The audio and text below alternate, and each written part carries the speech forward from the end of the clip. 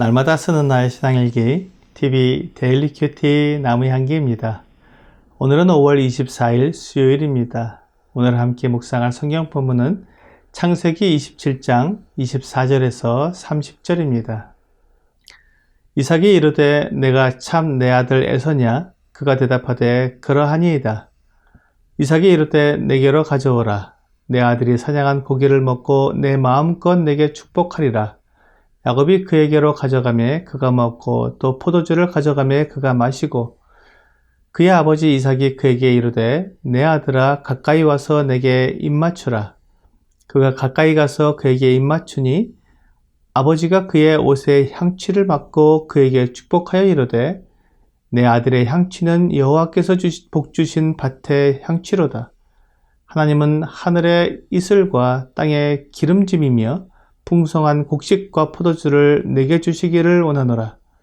만민이 너를 섬기고 열국이 내게 굴복하리니 내가 형제들의 주가 되고 내 어머니의 아들들이 내게 굴복하며 너를 저주하는 자는 저주를 받고 너를 축복하는 자는 복을 받기를 원하노라.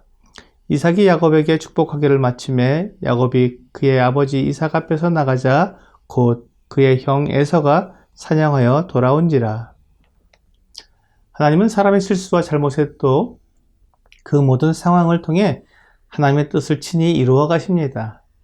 사람의 마음을 인도해 주셔서 가장 올바른 길로 행하도록 도와주십니다. 잠언 21장 1절은 왕의 마음이 여호와의 손에 있음이 마치 봇물과 같아서 그가 임의로 인도하시니라고 말씀하고 있습니다. 여기에서 우리가 생각해 볼 부분은 하나님은 우리를 인도하시는 분이시지 억지로 끌고 가는 분은 아니라는 것입니다.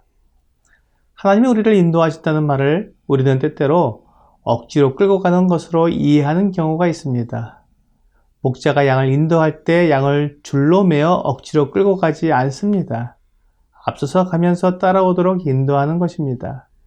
양은 목자의 음성을 듣고 그 인도하심을 따라갑니다. 그런데 어떤 양들은 목자의 인도를 벗어나 각기 제 길로 가기도 합니다. 이사야 53장 6절에서 우리는 다 양 같아서 그릇 행하여 각기 제 길로 갔거늘 여호와께서는 우리 모두의 죄악을 그에게 담당시키셨도다라고 말씀하고 있습니다. 양들이 언제나 목자의 인도하심을 따라 순종하기만 하는 것은 아닙니다. 이사야의 말씀을 통해 양은 목자의 인도를 벗어나 제 길로 가는 본능이 있음을 알 수 있습니다. 목자는 그것을 알면서도 양을 줄로 매어 끌고 가지 않습니다. 양을 돌보고 먹이고 사랑함으로 양이 목자의 음성을 알고 목자를 믿고 따르게 만듭니다. 하나님은 선한 목자이십니다.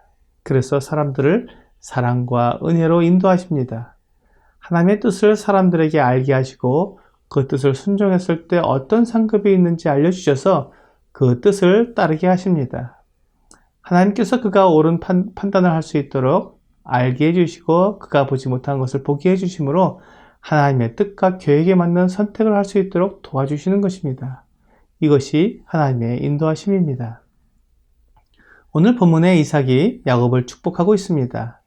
리브가와 야곱이 이삭을 속여서 에서의 축복을 빼앗았지만 사실은 이것이 하나님께서 야곱에게 주시고자 하시는 축복이었습니다. 리브가와 야곱이 술수를 써서 이삭을 속이지 않아도 하나님께서 야곱이 이런 축복을 받을 수 있도록 인도하실 것이었습니다. 하나님께서 야곱에게 주시는 때를 알지 못하고 조급한 마음으로 좋지 못한 방법을 통해 이삭의 축복을 받았지만 이 복은 원래 야곱이 받도록 되어 있었던 복이었던 것입니다. 만일 리브가와 야곱이 이삭을 속이지 않고 이삭이 에서에게 축복을 하려 했다면 에서가 받는 축복의 내용은 야곱의 것과 달랐을 것입니다. 민수기 22장과 23장에는 발람이라는 선지자와 발락이라는 모압 왕이 나옵니다. 발락 왕이 발람 선지자를 불러서 이스라엘을 저주하려고 했습니다. 그래서 발락 왕이 발람 선지자를 데리고 산 위에 올라가서 이스라엘 진영을 보여주었을 때 발람은 이스라엘을 저주하지 못하고 이스라엘에게 맞는 축복을 하였습니다.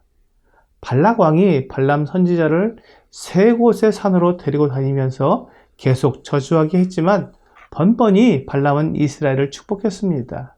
하나님께서 이스라엘을 저주하지 못하게 막으시고 그의 눈을 열어 이스라엘의 아름다움을 보게 하여 저주가 아니라 축복을 하게 했던 것입니다. 발람 선지자가 이스라엘에게 한 축복은 하나님께서 이스라엘에게 주고자 하는 복과 같은 것이었습니다. 발람 선지자는 하나님이 보시는 눈으로 이스라엘을 보았던 것입니다. 그래서 하나님이 원하시는 복을 이스라엘에게 빌 수 있었습니다. 이삭이 에서가 아닌 야곱에게 속아 축복을 하고 있지만 이는 하나님께서 이삭을 통해 야곱에게 주시고자 하는 축복이었습니다.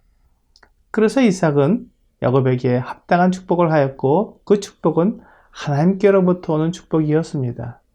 비록 리브가와 야곱이 속임과 술수로 받은 축복이었지만 그 축복의 근원은 하나님이십니다. 이삭이 복을 빌어도 그 복빔을 들으시고 응답하시는 분은 하나님이십니다. 그러므로 모든 복의 근원은 하나님임을 인정하고 하나님께 감사해야 합니다. 오늘의 적용 질문을 보겠습니다. 내 마음을 인도하시는 하나님을 경험한 적이 있습니까? 성령님께서는 하나님의 자녀들의 마음을 하나님의 말씀으로 인도하십니다. 미워하는 마음이나 시기하는 마음이 들 때 하나님의 말씀을 통해 새로운 마음으로 다른 사람을 보게 하여 하나님의 자녀로서 합당하게 살아가게 하십니다. 또한 잘못을 하거나 죄를 지었을 때 하나님께 자백하고 용서를 구하고자 하는 마음을 주십니다. 그래서 하나님 앞에서 거룩하게 살아가게 하십니다. 성령님의 이러한 인도하심을 받으면서도 그 인도하심을 거절하고 순종하지 않으면 성령님의 인도하심을 받지 못하게 됩니다. 이에 대해 디모데전서 4장 1절과 2절은 이렇게 말씀하고 있습니다. 그러나 성령이 밝히 말씀하시기를 후일에 어떤 사람들이 믿음에서 떠나 미혹하는 영과 귀신의 가르침을 따르리라 하셨으니 자기 양심이 화인을 맞아서 외식함으로 거짓말하는 자들이라. 믿음에서 떠나 귀신의 가르침을 따르면 양심이 화인을 맞은 것처럼 됩니다.